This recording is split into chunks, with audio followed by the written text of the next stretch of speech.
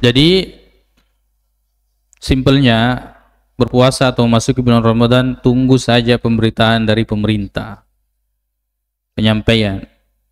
Kata Nabi SAW, sumu li ru'yatihi wa aftiru li ru'yatihi, berpuasalah kalian karena melihatnya. Kata Nabi SAW dalam riwayat lain, as-sawmu yawma tasumun wal fitru yawma tuftirun. Puasa itu pada hari kalian semua berpuasa, bukan cuma satu-satu orang atau sebagian orang. Maka kita berpuasa mengikuti arahan pemerintah. Dan alhamdulillah pemerintah kita perhatiannya sangat besar dalam hal ini. Sampai disidang-sidangkan, sampai dikumpulkan semua ormas. Untuk kemaslahatan siapa? Untuk kemaslahatan kita di Indonesia, umat Islam.